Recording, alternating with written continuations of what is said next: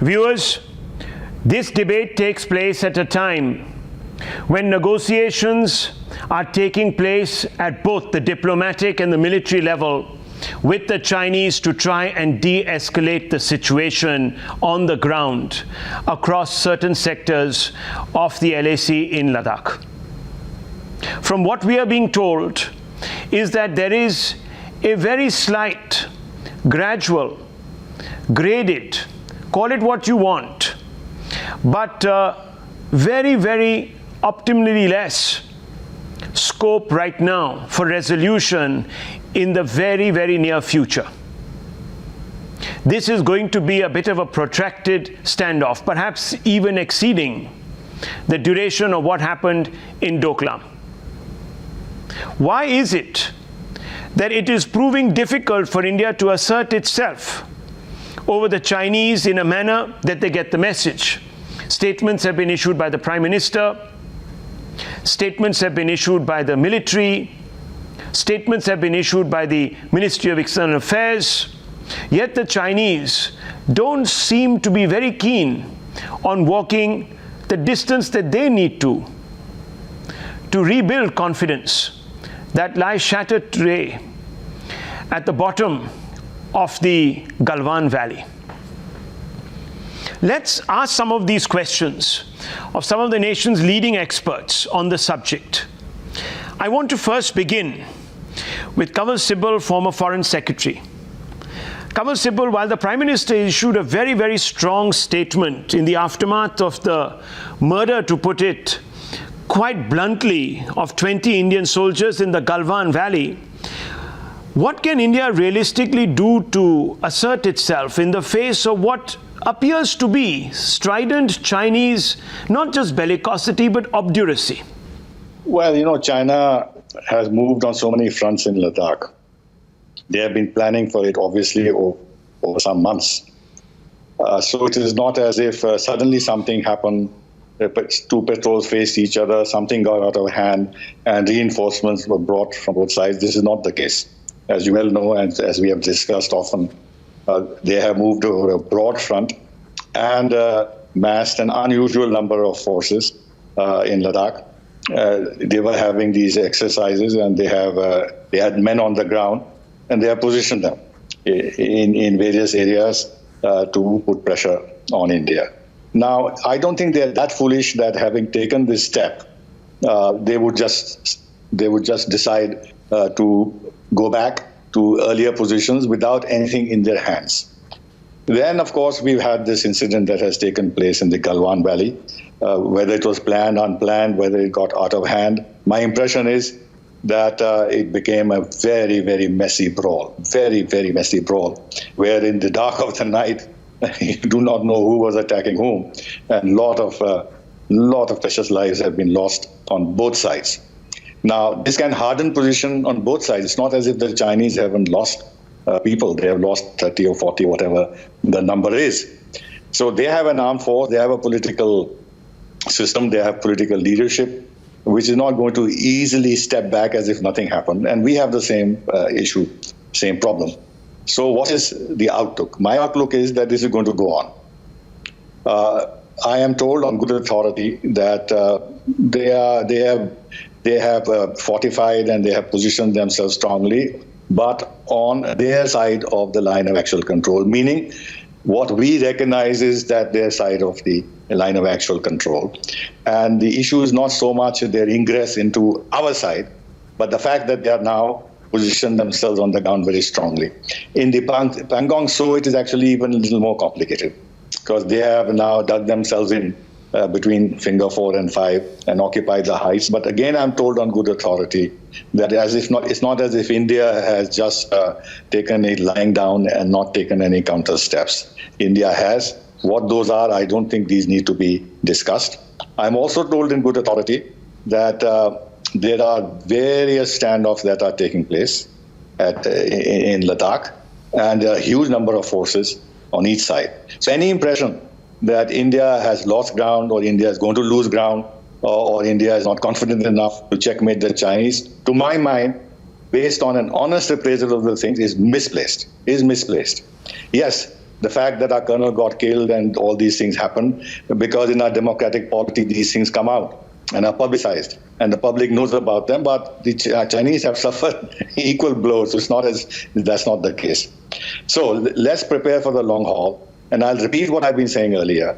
Our task is to challenge the Chinese forces on the ground, stay put, enforce a stalemate, because they're not going to be pushed back that easily, but open up political space and hit them where their core interests are, because our response has to be both political and economic. And that's what we should be looking at, so that the signals are clear to China that if they do not pull back and restore the status quo ante, then the price to pay in terms of our future relationship would be very heavy. India will suffer, but China will suffer equally. And in fact, China's image will be very grievously tarnished when, in addition to whatever they have done and the repercussions of that internationally, when they have taken on a country which is standing up to them and pushing them back and not taking it lying down. China has, they have this illusion that they can win battles, that they can win wars through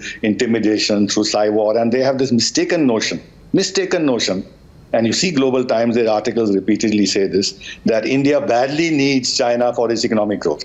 They think they're doing us a favor, and India is hurting itself by closing the economic space to China. I think they should also be made to shed that myth, and I think some of the steps that we are taking are the right ones.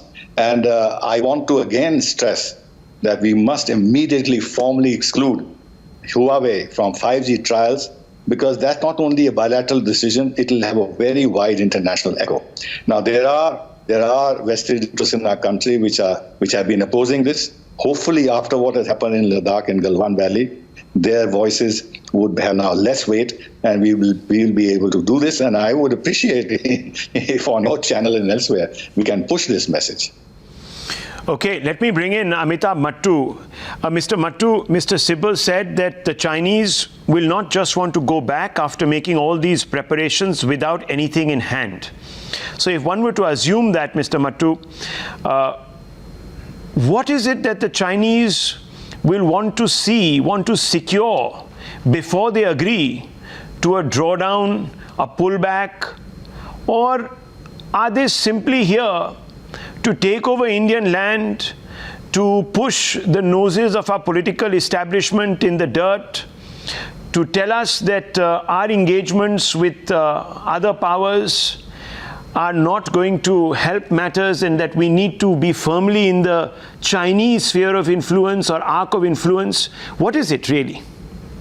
I think, first of all, there needs to be a recognition in all candor that all of us, the strategic community by and large, the government, misread China. I think misread China's intentions, misread China's capabilities, and misread Chinese belligerence. We have, over the last few years, and even beyond that, gone out of our way to reach out to China, engage with China at the highest level. We have done as much as to prevent any sign of celebration at the 60 years or any commemoration at the 60 years of Tibetan uprising. His Holiness the Dalai Lama was prevented from participating in any event that was reflective of that uprising, only as a way of demonstrating our sensitivity to Beijing. We have demonstrated equally sensitivity to Chinese core concerns over Taiwan. And in the terms of the economic relationship, we've been allowed Huawei to participate in the global tenders for 5G, while a country minuscule compared to India, Australia, and New Zealand imposed a ban on them. This was clearly on the assumption, I assume, that Xi Jinping, the leadership of the Chinese Communist Party, would recognize that India, New Delhi, does not want to confront China. However, clearly that sign has been read as a sign of weakness. Now, what has happened in Galwan? I think tactically, clearly the Chinese want that territory, want those heights, want to prevent India from building the border infrastructure in any way which could, in any way in the future, infringe on Chinese interests. But in the larger strategic picture, they want to send a message across. They want to send a message across, which Xi Jinping has been sending through all the various signaling that he has done, that China has arrived as a superpower, and that anyone who decides to become close ally with its greatest rival, which is the United States, would need to then face the wrath of China. Today, Australia, curiously, in terms of timing, faced a massive cyber attack from China, and the Prime Minister of Australia has identified a state actor responsible for the most massive, overwhelming attack on cyber installations, whether it's state, government, or non-government installations or devices. Now, why is China doing that? Clearly, it's not a question of Chinese credibility anymore. You can't name and shame China beyond what's happened during the pandemic. It wants to signal that it is a hegemonic power and it will negotiate on its own terms. What can India do to impose costs on China? I think clearly you have to take lessons from Chinese history. When did the Chinese last do something like this anywhere? If you go back to history, you'll remember 1969, when the Chinese decided to take over the Soviet Union, which was a superpower with nuclear weapons. And Mao, during the midst of the Cultural Revolution, threatened a people's war. There was a stalemate and finally a ceasefire. Take those lessons down. When did China capitulate over the Suri River clashes? What did it take? The fact is that you have to persist. You have to demonstrate that no matter what has happened in Galwan, no matter the brave sacrifice of our martyrs and our soldiers who have fallen there, we are going to persist both with the use of force incrementally as well as with diplomacy. It's a parallel which probably is not most appropriate, but look at the Kargil war. We set our red line, we used diplomacy to create the conditions where domestic public opinion, international public opinion was as the same wavelength as far as India, and calibrated force, but did not overuse that force. I think there are lessons from history, lessons from our own past experience. Unfortunately, and since I speak as an independent academic, let me say that there is a lack of clarity in terms of strategic communications. I think it's time that the government used India's greatest strength over China, its democracy, to reach out to all the stakeholders within India and to build public opinion, to demonstrate that here is a bully. Here is a country which has declared itself as a superpower and is willing to infringe on all accepted norms and rules of international law, customary or as practiced within the region and internationally. We have to do this. This is a long war. It's come perhaps too early, but we had to be prepared for it, because the history of China, our own experience of China, should have demonstrated to those mandarins, whether in South Black or elsewhere, that this was going to happen. Unfortunately, this has happened at a time not of our choosing, when we are in the middle of a pandemic that we are fighting. Okay. That as it may, we have to persist. It will be a protracted battle, a war which has to be fought on multiple fronts. Okay, so the question then arises, what is the resolution point? What is it that will make the Chinese come around? Now, Mr. Mattoo and Mr. Sibal have both sort of emphasized on the fact that we should use our political and economic capital to try and corner China, to impose costs on China, to make it unpopular in the global sphere. But does China really care? It has embarked upon misadventures against several nations. India is just one of them. And that's the question I want to take next to Sudhindra Kulkarni. How optimistic should we be that whatever we have set out to do, or whatever we are claiming that we will be doing, is going to actually have an impact on China? You've written a piece today which seems to suggest that we need to settle in the manner in which the Prime Minister Nehru did not. We have to start thinking of different ways. First of all, Rahul ji, in a couple of hours, there is going to be the first all-party meeting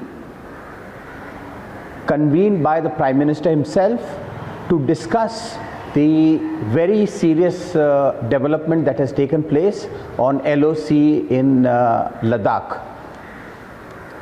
This is the time for India to stand united.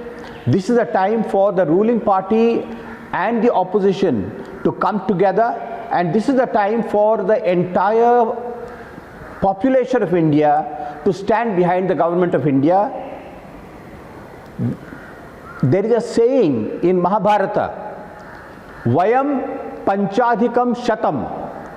It means that we are not 5 Pandavas versus 100 Kauravas.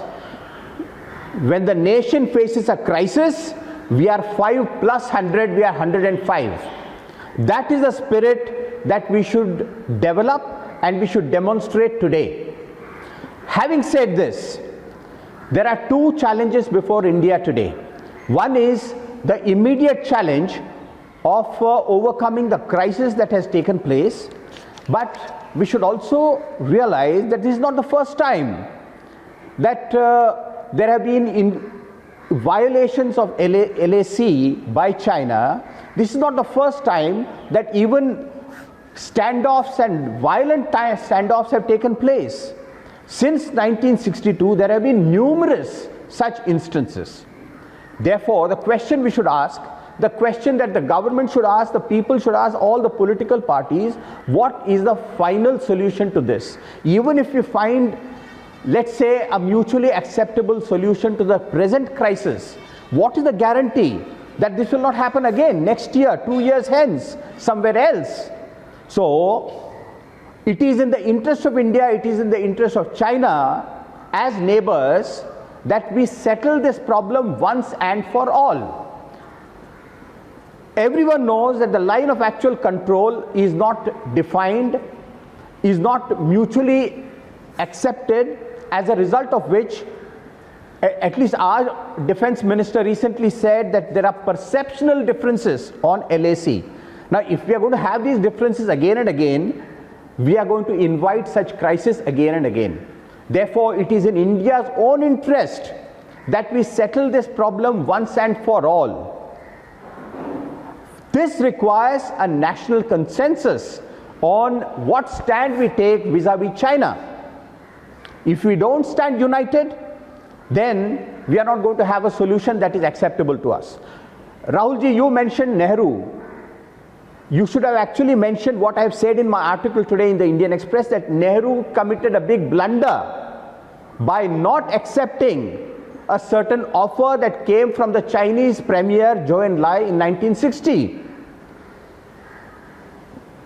In 1960, if I may take just a couple of minutes to explain this because it's extremely important.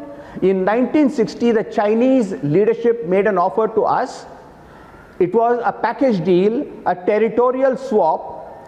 In the eastern sector, they conceded our claim on what was Nepha, and today it is Arunachal Pradesh, in effect accepting or recognizing the McMahon line in the eastern sector. In the western sector, they expected India to concede Aksai Chin, where they already were occupying a large territory. Now, had this formula been accepted, this problem could have been settled in 1960, there would have been no war in 1962, and there would have been no Galwan Valley crisis in 2020.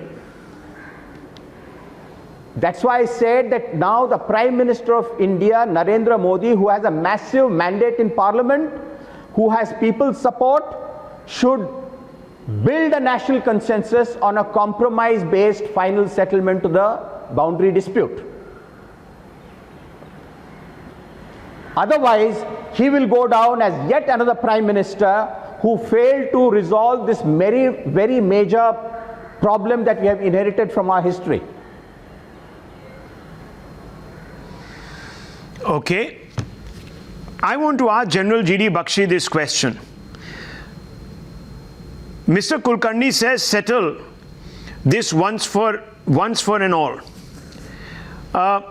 Perhaps go back to the drawing board and think of some sort of territorial exchange, General Saab. But have we crossed a threshold after the violence where the room for negotiated settlement now has narrowed to the point where, without losing face before respective domestic constituents, there can never be a concession? That's the simple question to you, General Saab. Rahul, I think you hit the nail on the head, because the simple fact is that on the night of 15-16 June, your peace and tranquility accord that held so long, from 52 years, there was not a kinetic incident of a major order on the India-China border. The last such one was in 1967. Then there was a brief exchange of fire. It was an ambush. They ambushed a patrol which they said was in their territory, and that's it. The peace has held. Peace and tranquility has held because of a mutual correlation standoff of forces. Because we had also shown our military muscle in Sundarangchu, and therefore they decided they didn't want to mess around with us in this period. Deng wanted to hide his capabilities, bide his time.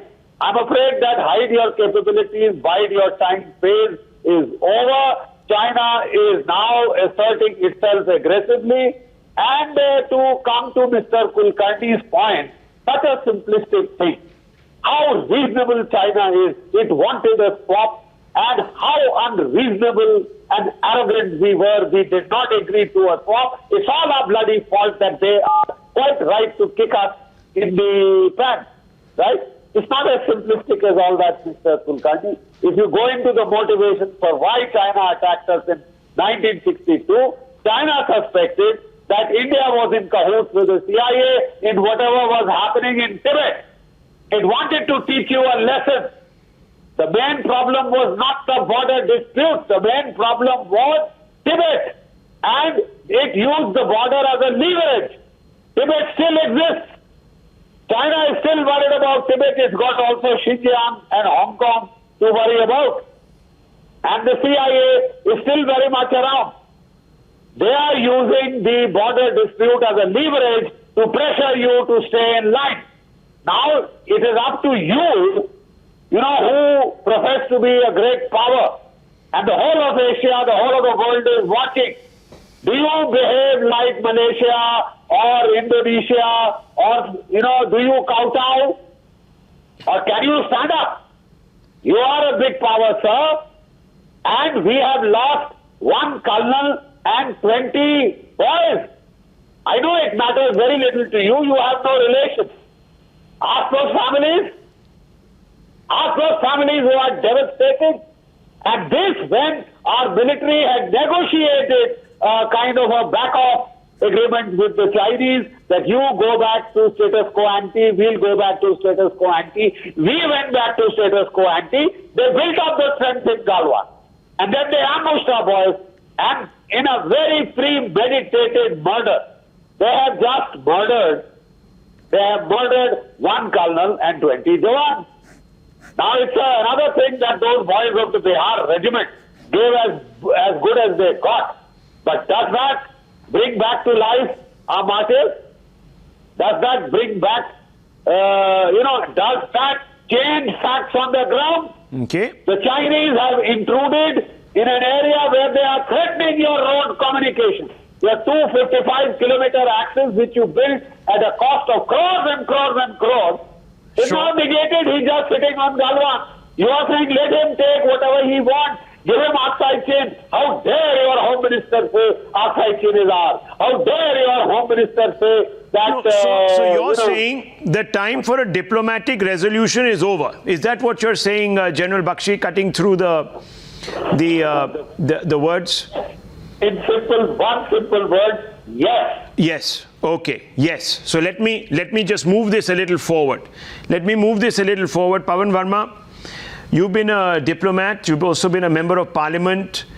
We are now well past that stage where in the long term, medium term, diplomacy is going to work. The Chinese, their claws, the dragon is baring its fangs or claws or what have you, and we really have no option but to engage in a way that we haven't done in the past. Are you in agreement with this, or do you believe that there is still room? And if there is, how do we go back to the table? Thank you, Rahul. I think it's most important. It's critical, it's pivotal, it's crucial. You first have to understand what is the metrics of the hostility that China has for India. If you don't understand it, you will continue to behave in the manner that we have unfortunately been behaving over the decades, kowtowing before China, being deferential towards it, not asserting what should be our pride both as a civilizational power and as a rising and large nation. That matrix is what? China's policy towards India is engagement with containment. Why containment, Rahul? They wish to contain India because they believe in their own self-ordained destiny as the Middle Kingdom, which is the only triumphal superpower in the world. India, a rising and democratic India, is a barrier to the realization of that dream. And so India must be contained. If we had understood this policy right from the beginning, we would have seen what choreographed Chinese overtures were and not been seduced to become so easily contained. I mean, just take the example, please give me, since I've come last, a minute more. They take Aksai Chin. They build an all-weather road through it. The government of the day does not protest. They oppose us in every forum, the NSG, our membership, Masood Azhar, in the UN, they claim Arunachal Pradesh, they invest billions of dollars in POK. We don't protest. As late as 2014, when there is a state visit on of President Xi Jinping, there is a major incursion in Ladakh and Chumar. This affront, we don't make much of it. We continue to roll the red carpet when they wish to engage. See, this mindset, Rahul, is responsible today for the Chinese believing that they can get away with anything with an India which will be always understanding and accommodating.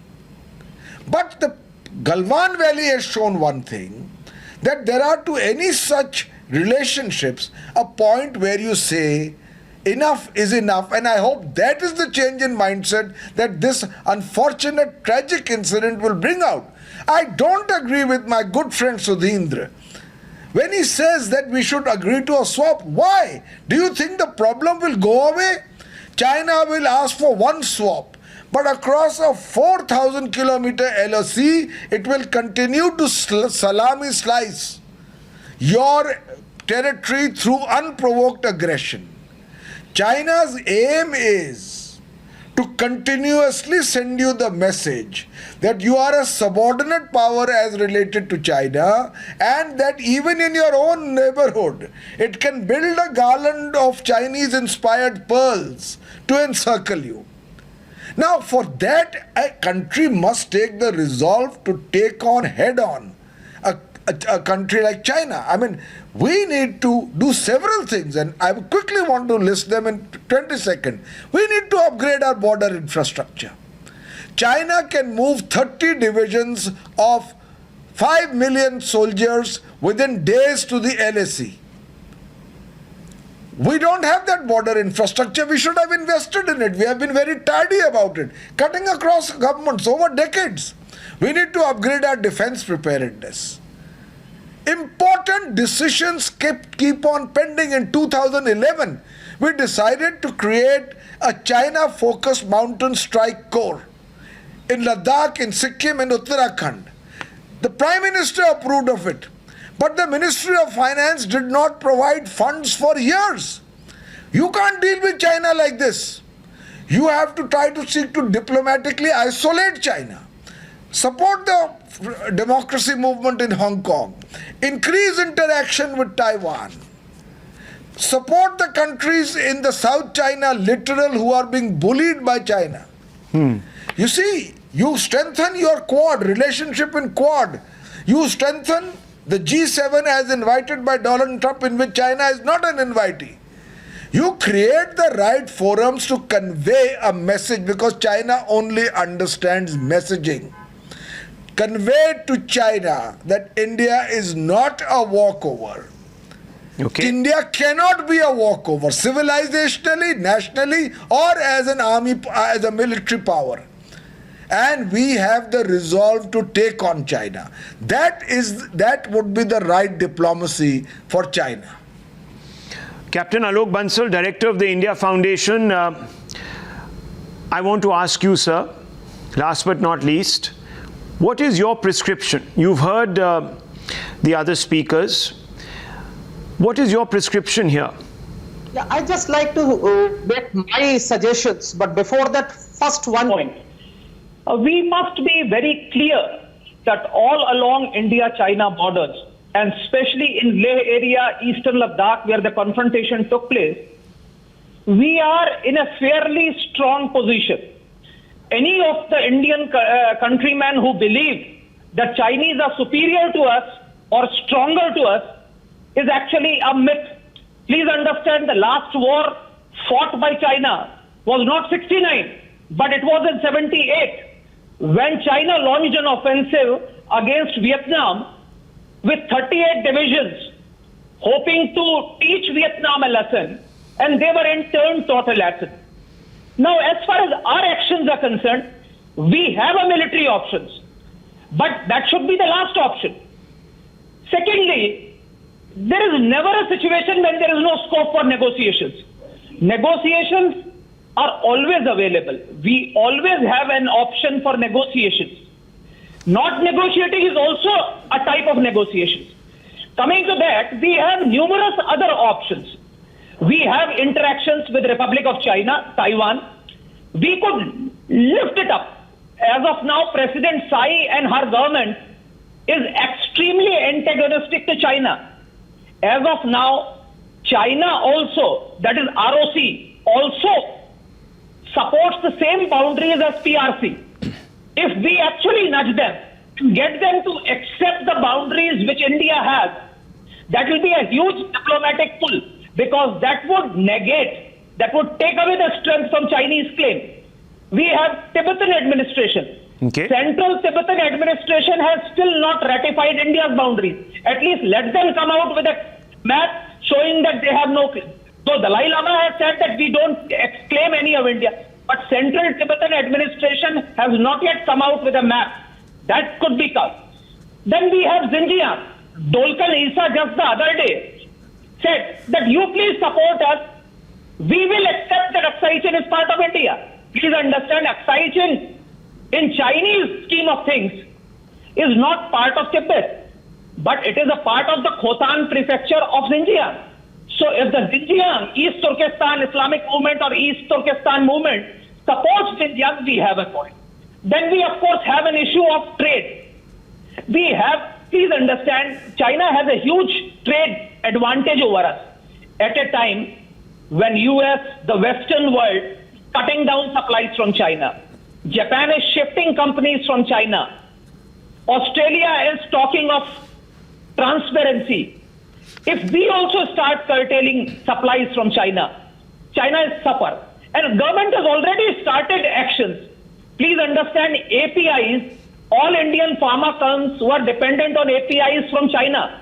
Today, API imports from China has virtually come to zero.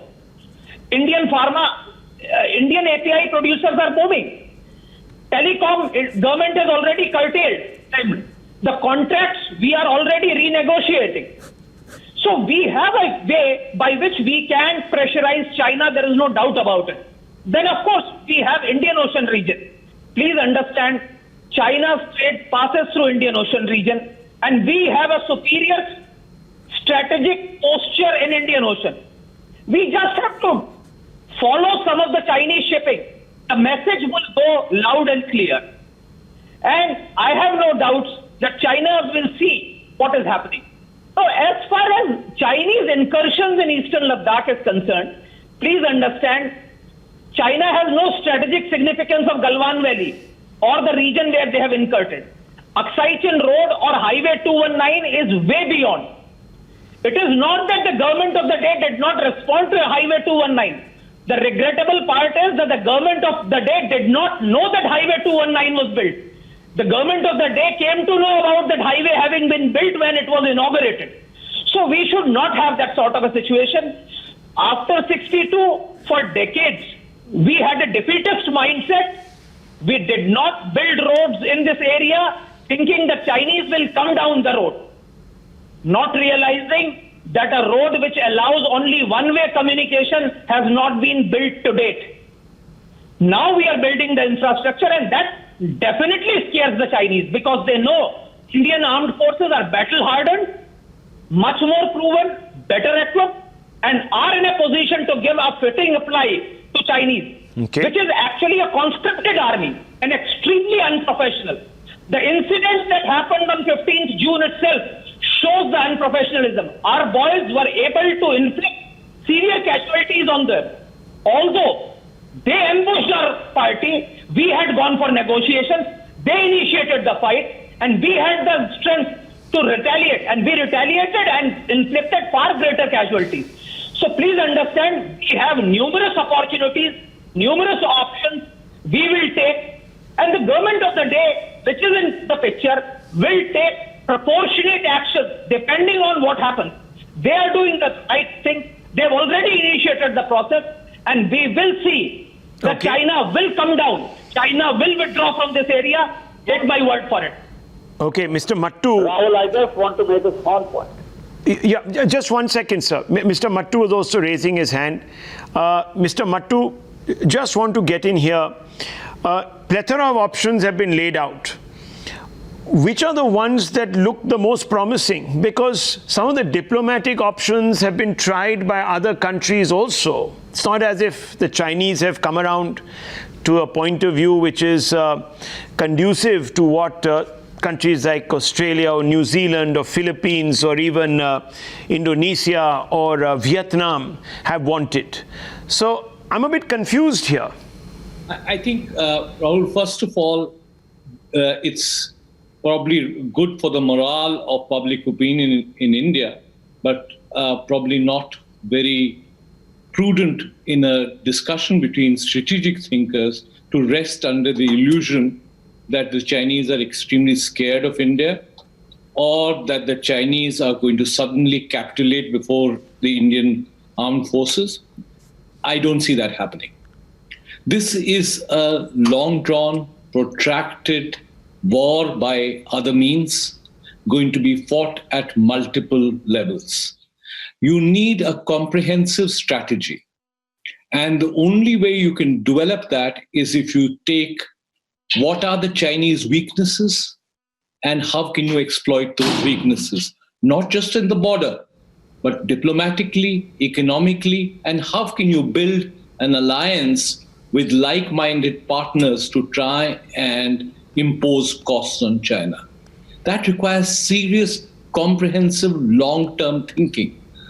At the tactical level, unfortunately, the Indian armed forces will have to continue fighting this battle for the nation as they have done in the past, with the kind of valor that they have demonstrated in the past. But there is no quick fix. There's no magic mantra. I don't think one day the Chinese will just climb down the Galwan heights and say, okay, we're sorry, we apologize. That's not how the Chinese are made out. They took on the Soviet Union when the Soviet Union was a superpower, and they negotiated a ceasefire along the islands in the Suri River, partly at their own, at the costs, after imposing huge costs on the Soviet Union. So remember the Chinese mindset. What we have done in the past is mislead China, underestimate China, and imagine that China's engagement or appeasement or kowtowing to China will yield dividends at various levels. It's not happened. But you have to, including people in the studio, consult with the strategic community and find out where exactly does it hurt China. We've heard that, yes, Taiwan, we've heard about the Quad, we've heard about the Dalai Lama and the Tibetan cause, we've heard about 5G and economic costs, we've heard with a closer relationship with the United States. Okay. But this needs to be developed into a comprehensive grand strategy. This kind of knee-jerk responses will not do, allowing the Dalai Lama to go to Arunachal one day and then saying you can't say a word about the Chinese the next day. That's not the way you build grand strategy. That's not how great powers behave. Okay. And while I respect Mr. Kulkarni and Zhou Enlai may have offered that deal of a package of the Aksai Chin versus the recognition of the McMahon line in the Northeast, I don't think that's on the table. I think the Indian and the Chinese have been negotiating on the eastern sector, the middle sector, and the western sector. And if there was going to be an easy resolution, which would be acceptable to both sides, we would have arrived at that. Whether Nehru made a mistake not accepting it, that really is now a question of academic history. Okay. And there are people writing it. Okay. Well, I'm running out of time. So, gentlemen, let's be a little brief. I think we've all spoken at length around the first time that we got into the debate. So, very quickly, General Bakshi, yes, you wanted to make a couple of points, and Kamal Sibal. Yes. Rahul, may I quote that oft-quoted adage, if you want peace, be prepared for war. Okay. Right? The simple fact is, every time there is a problem with China, a laundry list of options, economic, diplomatic, recognition of Taiwan and what have you, the whole laundry list is brought out. But the one option that China will truly understand, the military option, is taken off the table, and we just go on to the next crisis. For once, you have to stand up, look China in the eye, and do what you have to do, right? Okay. When you took a stand in Nakula in 1967, we had peace for 53 years on the same line of control. You have to show China that there will be costs and consequences, and China right now does not want a second front open because it is focusing on Taiwan, South China Sea, East China Sea. It sees the Americans as a greater threat. Okay. So you give them a clear message. Look, costs you will have to and consequences. Okay, fair enough. Let me bring in Mr. Sibal. Mr. Sibal, military option perhaps is the shortest, best way of convincing China that there will be costs and consequences to their misadventures. No, I think that is not what I would fully endorse, because, as I said, the military option at best would be a stalemate. Yes, we will hit them. We can cause casualties, but we can't defeat China militarily. That's not our intention. And the fact that if we push them back in Galwan or in Pangsong So doesn't mean that the Chinese military has been defeated. That will mean actually an all-out war, which would have then a dimension which we should not even try to contemplate at this point in time, because it'll be an air war and a maritime conflict. So it'll be very widely spread with huge costs. But the point I want to make is this: what we are now going to see is the slow to rapid collapse of the structure of India-China ties, and this is important because simply we cannot go back to business as usual. The trust that was built up, or the half trust that was built up, has been shattered. And the border mechanisms that we had built up have not worked. We can't rely on the Chinese word at all.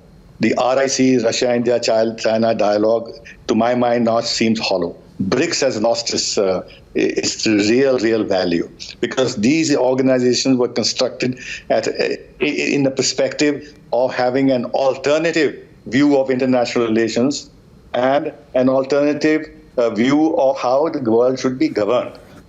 And this presupposed that India, China, Russia, and South Africa or Brazil were on the same wavelength. But when China is behaving in such an erratic manner, in such a hegemonic manner, and actually wants to, at best or at worst, have a G2 and at best be the dominant power. So all these platforms actually build up China's stature and help them achieve their aims, and therefore they have to be called into question. Bilaterally, we can't trust China with regard to its economic penetration in key sectors in India, whether it is telecom or power or the digital payment system or the mobile telephony. So what I'm saying is that we are beginning now to see the collapse of the structure of India-China relations. Therefore, China has to do a lot of introspection, whether they want to do this, whether it is in their interest, whether it will help them to achieve their hegemonic ambitions. I think they have made a grave error in doing what they have done and will have to bear the consequences. There'll be price we'll pay, but they will pay a bigger price. Okay. Sudhindra Kulkarni wants to come in. I have very little time, sir, 30-40 seconds per speaker. Yes. Sudhindra Kulkarni, yes. There seems to be a majority in the panel in favor of India exercising the military option. I just want to say one thing, that as far as Pakistan is concerned, we have lost several thousand of our soldiers and many more of our civilians in the cross-border terrorism from Pakistan. And yet, we have not gone and occupied even 1 square kilometer of POK, even in the last 6 years of Modi government. This with respect to POK and Pakistan. Are we to believe that India can go and strike in Aksai Chin and occupy Aksai Chin, take Aksai Chin back? I rest my case. Okay. Pawan Verma ji, yes. Final word. You know, Rahul, I think we are losing perspective. Nobody is making the case that we are going to suddenly overnight overwhelm China militarily. Right. We understand the asymmetries of power in terms of military and economic strength. But a very, very important development would be the new resolve and ability of India to say to China, we will not be what we were like in the past and take it lying down. Now India would like not only parity but accountability for your action. Now I believe through a spectrum of options which includes the military and defense infrastructure, India can convey that message. And that is, I believe, the only silver lining to the martyrdom of our brave soldiers at Galwan. Can India change its mindset? When the Prime Minister says that their martyrdom will not be in vain, can it mean that India, from now on, deals differently with this hostile China? Right. Mr. Bansal, final sentiments from you. Lot of my co-panelists feel that military option is not an option. I always believe that it should be the last option, but it certainly is an option. Okay. Certain non-military members of the panel underestimate Indian military power. What we can do against Pakistan, what we can do against China in an uninhabited area are different. We need to understand the military strategy and tactical capabilities, quite different with Pakistan, quite different with China. Okay, the sense I'm getting, and thank you gentlemen for participating in this debate. I've let everyone have a long say, a detailed, deliberated point of view.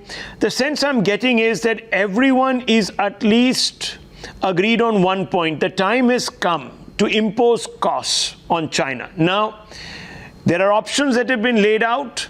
It is for those who take decisions to pick the right straw at the right time.